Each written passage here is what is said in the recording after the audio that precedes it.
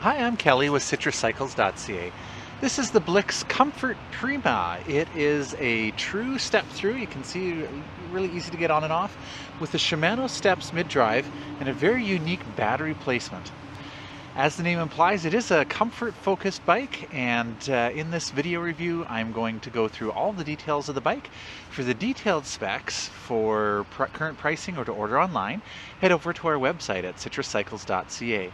There you'll find our contact information, so if you'd like to schedule an appointment to come try it here in Ladysmith, or take advantage of our Try at Home programs. You can try it anywhere on Vancouver Island or the Lower Mainland. Just head over to our website at citruscycles.ca. There you'll find our toll-free number and our email. I'll also be happy to answer any questions that you have about this bike. I'm also going to do a short ride test as well. So it is, like I said, a true step-through, makes it really easy to get on and off. And I love the battery placement here. This is quite unique. A lot of times on a step-through, you're going to find the battery on the rear rack. It's not my favorite position for a battery. I love it when it's central like this. It keeps the weight balanced and the bike really well balanced for riding. You'll notice on the ride test, it's one of the things that I like about the bike, is that it is well positioned and you don't have that kind of awkward feeling that sometimes happens when you have all the weight on the back. We've got comfort saddle here with lots of cushion in it, even some bumpers in there.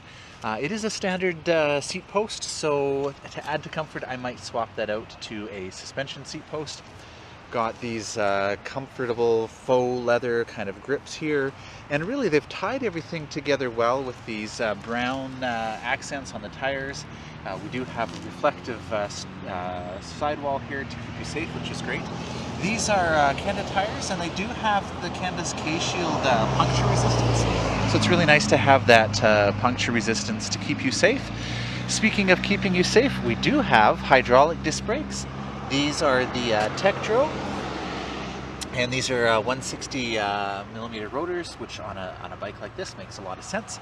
And so we've got the Step-Thru hydraulic disc brakes for the front here, and that's really important to me.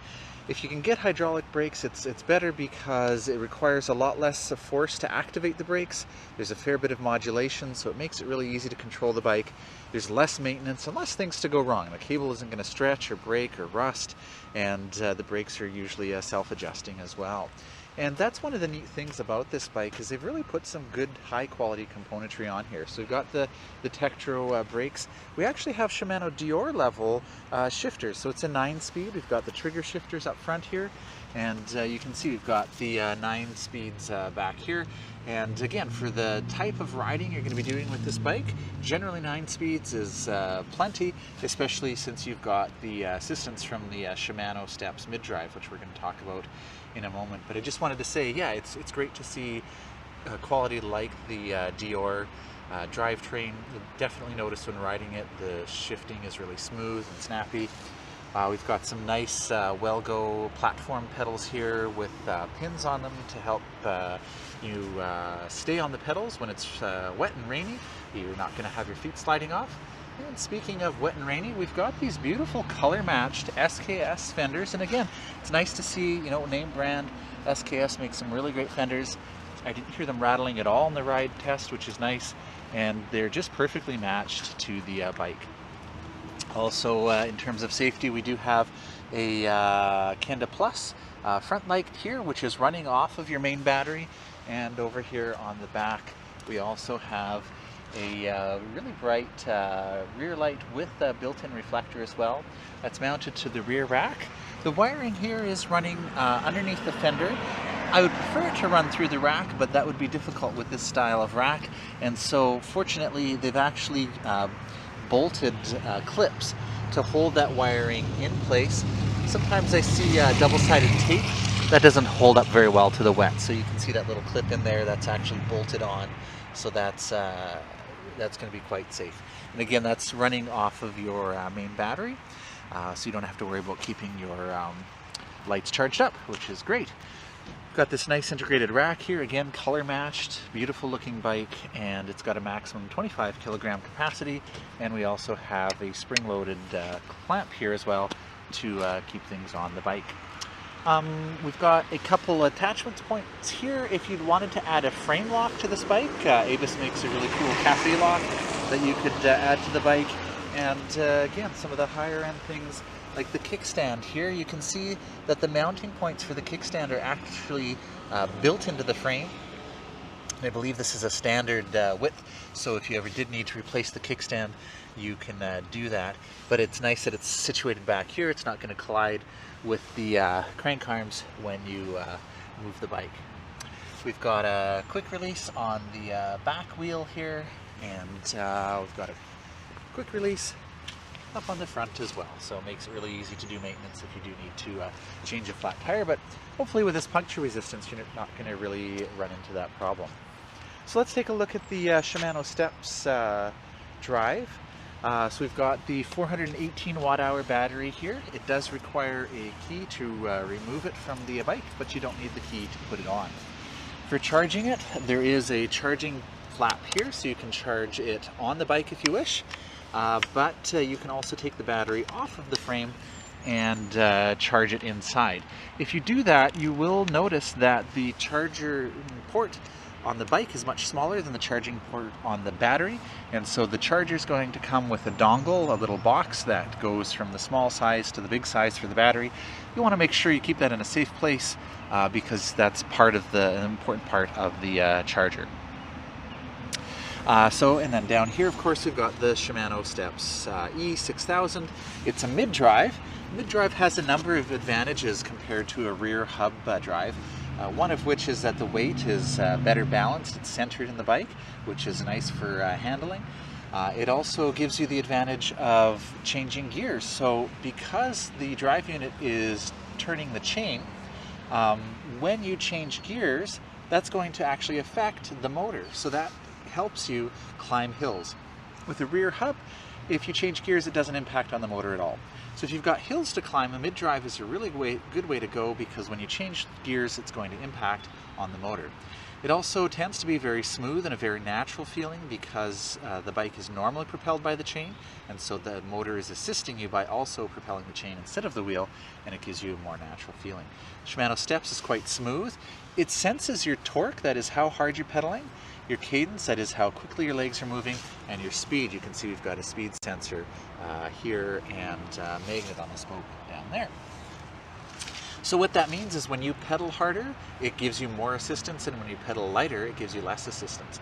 That keeps you safe, and it, again, makes it a very natural experience because you're not contending with a motor that's trying to do something different than you. So if you ride this bike on trails, which you certainly could, hard packed gravel trails, and you get into a windy section and you're trying to not end up in the trees, it's nice knowing that that Shimano step system is going to respond accordingly, and when you back off on the power, it's going to back off as well. The control for the Shimano step system is up here at the front, and this is a removable display, so that's handy. You can bring it inside with you. It's a one-step system to power the bike on here. We just press the power key. And we've got lots of information on the display here. Not sure if you'll be able to see it in the sunlight. I've got a protective film on here right now that we could remove to make it easier to read. Top left corner, you can see we've got the time. And it's nice having all this information on the screen at once. We also see our battery level and an actual percentage, which is really cool. Our current speed, the current level of assistance, and right now it's off. So if I want to change that, over here on the left, I just press the plus button. You can see it now on Eco, which is the lowest level of assistance. Press it again, up to normal, and one more time, brings it up to high. The top button here is going to allow us to cycle through the trip information that's down here. And before I do that, I should mention that when I'm riding, there's a little graph here that actually shows how much assistance the bike is providing, so that's pretty cool. Down here is our trip information that I can cycle through with the black button on the top here. So you can see the odometer on the bike, 4 kilometers. Range, so right now I've got 79 kilometers in the normal level. If I change that to Eco, you can see I've got 116 kilometers. If I change to High, I've got 55. Now one of the cool things is when I press the black button again, I could actually see all 3 of those all on the same display. So again, my battery wasn't quite full, But even with the battery not full, on this bike it's saying I've got 55 kilometers left on high, 79 on normal, and 116 on eco. That's really good range. This is a really efficient bike, and it dynamically adjusts this as you pedal. So as you ride, it's going to keep readjusting that so you know exactly how much further you can go. And I love that at a glance option here, because if you're on a really long ride and you're wondering, okay, what level do I need to put it in to make it home? You've got all of those options displayed right there. We also have our trip time, how long the bike has been moving, your average speed, your maximum speed, and the trip distance. And all of those things can be reset. So if I press and hold the plus and minus buttons together, it takes me to the settings menu.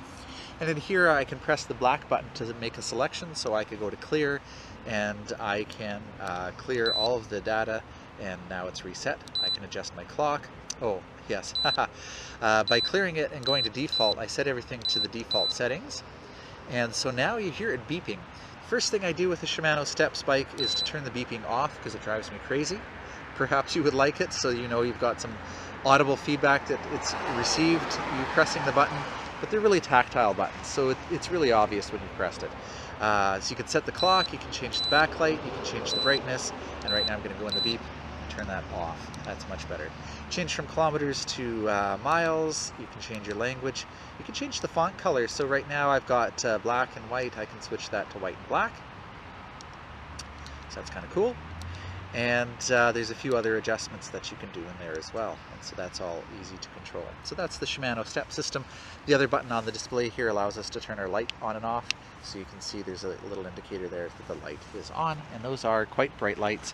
And it's aimable as well. And the nice thing about the light is as you turn, of course, it illuminates the direction that you're heading in. So all in all, it's a great value, good quality components. The Shimano Steps is a nice, smooth, powerful drive unit, the very reliable and decent sized battery, very comfortable ride. And so if you have any questions, you want to come try it, reach out to us. You can visit our website at citruscycles.ca.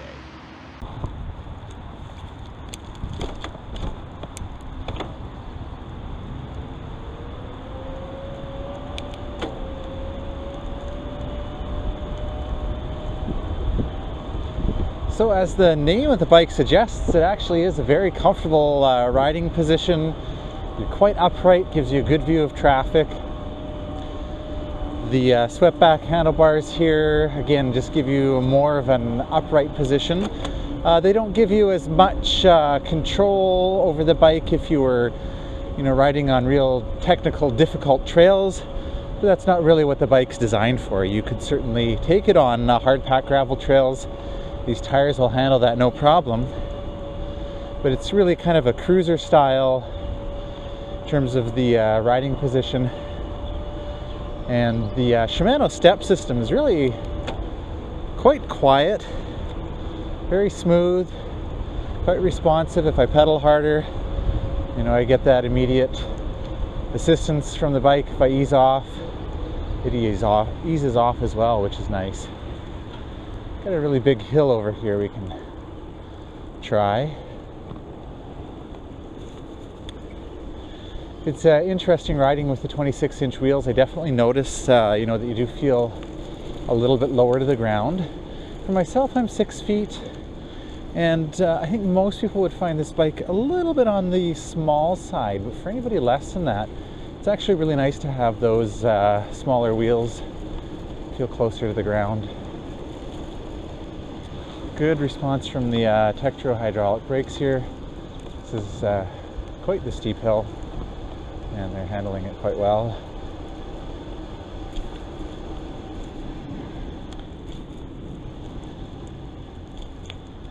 Really comfortable grips,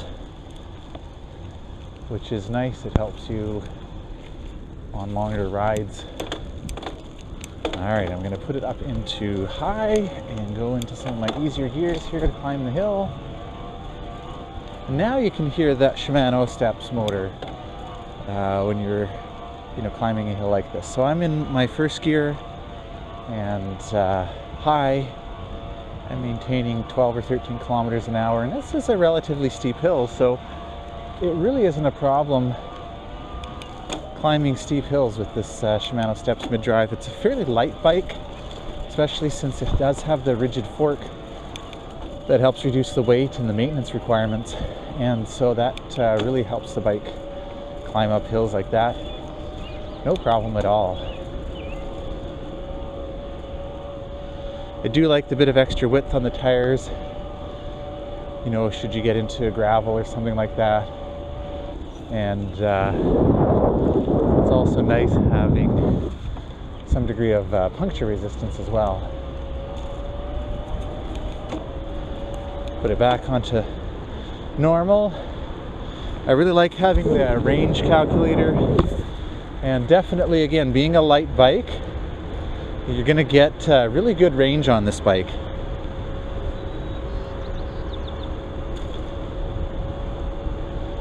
Saddle's fairly comfortable.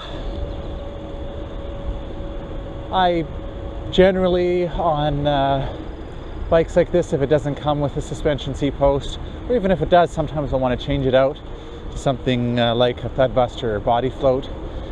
Even the less expensive suspension seat posts help a bit. The seat does have bumpers in it, and that makes it a little bit more comfortable as well.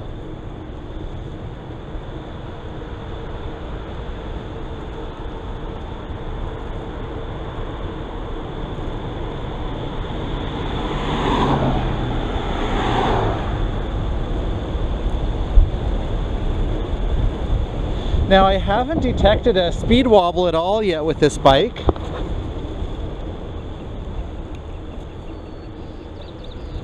That's a common occurrence with step-throughs like this that just don't have the lateral stiffness, and at certain speeds, if your hands are off the handlebars, you'll find that the front wheel wobbles. Now, you know, it's not a huge deal in that a bike like this, you really should have your hands on the handlebars all the time. But I haven't been able to detect any sort of speed wobble yet. I would attribute that likely to the battery placement. I really like having the battery placement central like that because you know, it really helps to keep the weight centered, and compared to having it on the back rack. So yeah, I mean, I can kind of ride without hands, but on a bike, a step-through bike like this, it's never a good idea, especially, you know, the cruiser bars like this. There's no reason to take your hands off the handlebars. Pop it back up into high for the hill, and I'm not even having to go down into my first gear.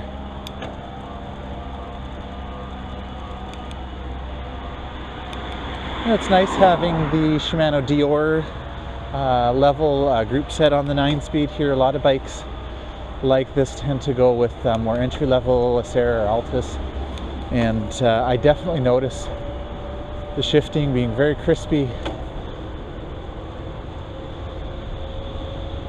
very smooth, very reliable. It's easy to get going pretty fast on this bike too. I can get to that 30 fairly easily without too much work.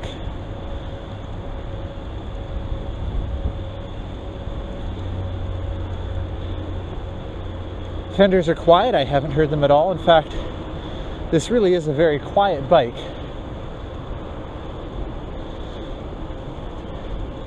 When you're cruising along like this, the Shimano drive is fairly quiet. On the hill, obviously, you could hear it. And then, you know, with these fenders being quiet and the tires being smooth, it's really a nice quiet ride.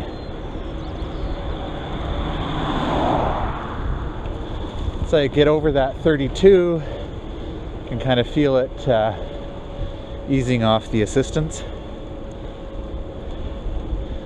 But it's easy to maintain kind of a 28-30 kilometer an hour speed on this bike without too much work.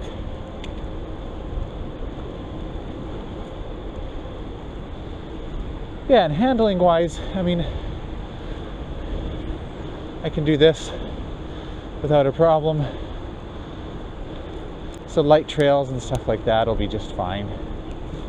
It's a fun, comfortable bike. I'd add a suspension seat post. Otherwise, not a lot I would change about it. So for more information, to ask any questions, head over to our website at citruscycles.ca.